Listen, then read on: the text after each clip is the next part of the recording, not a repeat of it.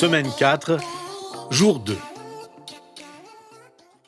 Bonjour et bienvenue à notre série d'études méditatives Dieu au quotidien sur la lettre de Paul aux Romains. Nous parcourons cette semaine le chapitre 4 de cette lettre, le chapitre sur la foi seule. Hier, nous avons examiné ensemble l'un des avertissements de ce chapitre sur la façon dont vous et moi ajoutons des éléments à la foi qui font qu'elle n'est plus véritablement la vraie foi. La foi doit rester pure. Aujourd'hui, nous allons nous attarder sur un autre avertissement. Ne cherchons pas à gagner l'approbation de Dieu.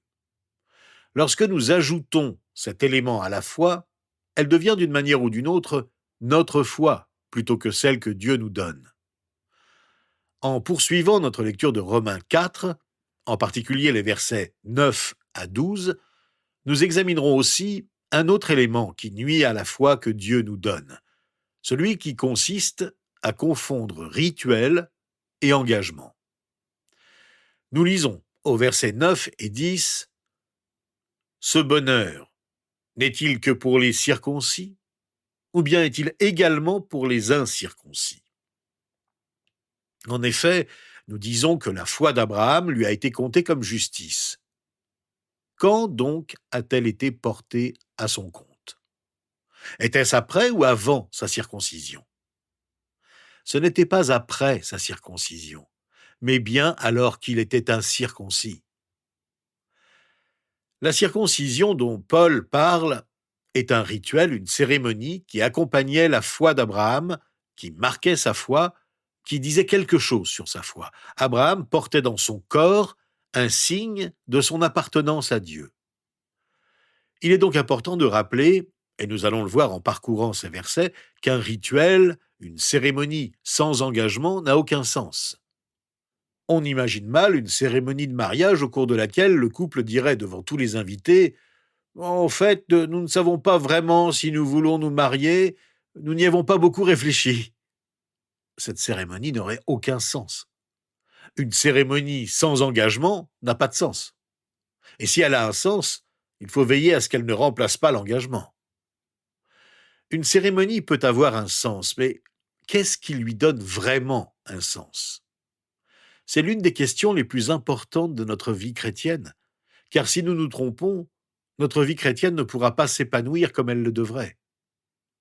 En fait, il faut simplement tenir compte de deux facteurs clés, le bon ordre et la bonne raison. Premièrement, le bon ordre, et deuxièmement, la bonne raison. L'acte d'engagement se fait dans le bon ordre et pour la bonne raison. D'abord, le bon ordre, c'est ce que soulignent les versets 9 et 10 de notre chapitre. C'est avant sa circoncision qu'Abraham a eu foi en Dieu et que sa foi lui a été comptée comme justice.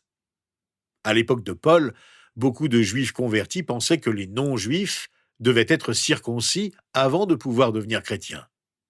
Pas du tout, leur répond Paul. Abraham était un homme juste aux yeux de Dieu bien avant d'être circoncis. Alors pourquoi dites-vous que les non-juifs doivent devenir juifs avant de pouvoir devenir chrétiens ? Dans le livre de la Genèse, c'est au chapitre 15 qu'on découvre que la foi d'Abraham lui a été comptée comme justice. Et ce n'est qu'au chapitre 17, 14 ans après, qu'il fut circoncis. Ce n'est donc pas l'acte rituel, la cérémonie, qui a conduit Abraham à la foi, bien au contraire. L'acte de la circoncision était une expression de sa foi. Voilà le bon ordre. Ensuite, la bonne raison. L'acte rituel, la cérémonie, n'a de sens que s'il est accompli pour la bonne raison. Au verset 11 de notre chapitre, Paul dit « Abraham a reçu le signe de la circoncision comme le gage de la justice qu'il avait obtenue par la foi alors qu'il était incirconcis. Il est ainsi le père de tous les incirconcis qui croient, afin que la justice soit aussi portée à leur compte. » Notez-le bien, la cérémonie, le rite de la circoncision est un signe, un gage. La circoncision est un signe. Elle rend la foi claire aux autres. C'est un témoignage de la foi aux autres. La circoncision est aussi un gage. Elle rend la foi plus claire pour celui qui est circoncis. C'est une assurance, une garantie. La Bible nous dit dans le Nouveau Testament qu'il y a deux cérémonies, deux rituels extérieurs que Jésus nous a spécifiquement demandé d'observer lorsque nous avons placé notre confiance en Jésus-Christ comme signe et gage de notre foi. Il s'agit du baptême et de la Sainte Seine. Si nous appliquons ce que nous venons d'apprendre sur la circoncision au baptême et à la Sainte Seine, nous comprenons ce dont nous avons besoin pour avoir la foi. Le baptême ne peut pas avoir lieu avant notre engagement à suivre Jésus-Christ. Il doit s'accomplir dans le bon ordre. Mais il doit aussi être accompli pour la bonne raison. Nous ne nous faisons pas baptiser pour être sauvés, mais parce que nous le sommes. Le baptême est un signe et un gage. C'est un signe pour les autres que notre relation avec Jésus-Christ est la chose la plus importante dans notre vie et que nous lui avons consacré notre vie entière. Mais c'est aussi un gage personnel. C'est nous qui disons « Je veux plus que tout aimer Jésus-Christ et donc je suis prêt à me tenir devant les autres et à donner un témoignage public. » Le baptême est un témoignage. Il en va de même pour la Sainte Seine. Nous ne participons pas à la Sainte Seine avant d'être chrétiens. Pourquoi le ferions-nous? Cela n'aurait aucun sens. Cet acte n'aurait aucun impact spirituel dans notre vie. Le simple fait de boire un peu de vin et de manger un morceau de pain ne change en rien notre vie spirituelle.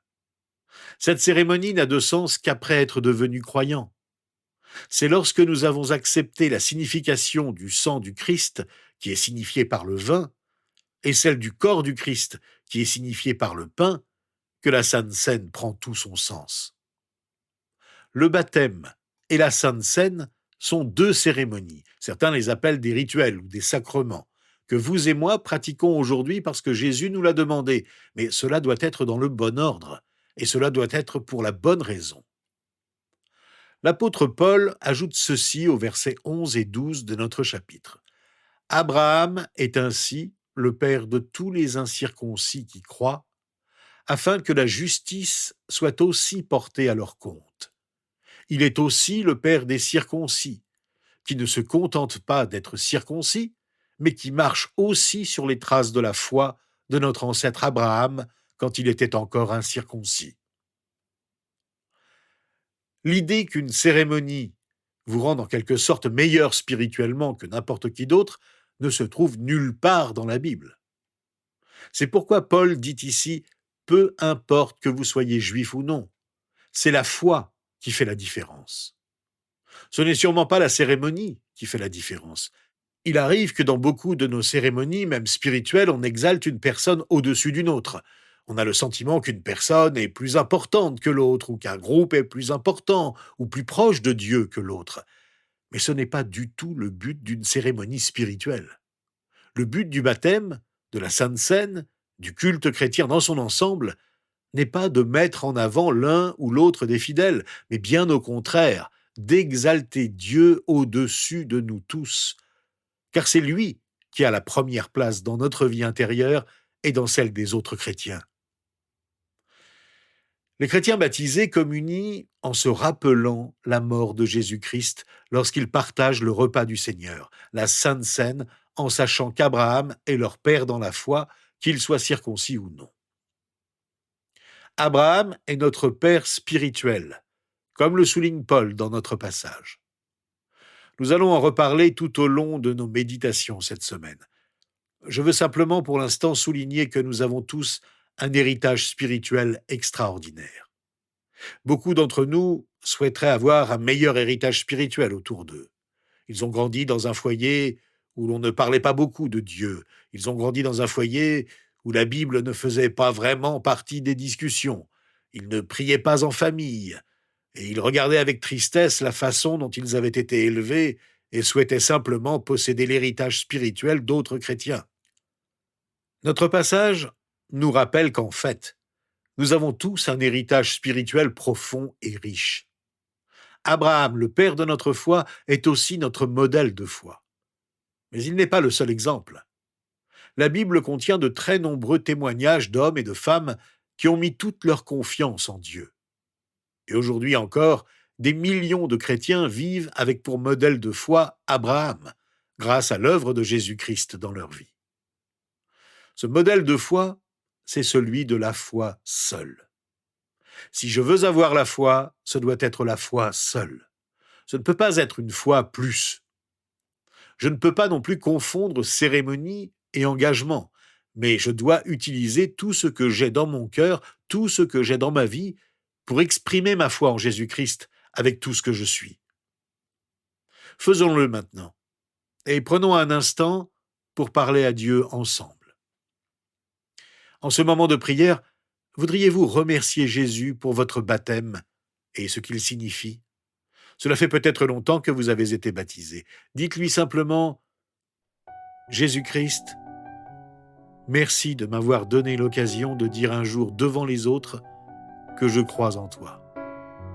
Je ne veux pas oublier l'importance de ce moment. » Si vous n'avez pas encore été baptisé et que vous croyez en Jésus-Christ, pourquoi ne pas vous engager maintenant à vous faire baptiser et dire devant les autres votre amour pour Jésus-Christ de manière claire? Remerciez encore une fois Jésus pour le fait qu'il a donné sa vie pour vous.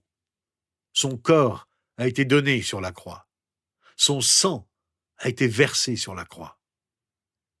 Dites-lui, Jésus-Christ, merci de m'aimer autant. Prions pour que chaque fois que nous participons au repas de la Sainte Seine, chaque fois que nous assistons à un baptême, nous ne considérions pas ces moments comme des cérémonies vides de sens, mais comme une expression personnelle de notre amour pour Dieu à cause de ce qu'il a fait pour nous. Demain, nous examinerons ensemble les versets 13 à 17 de notre chapitre dans notre réflexion méditative sur la foi seule.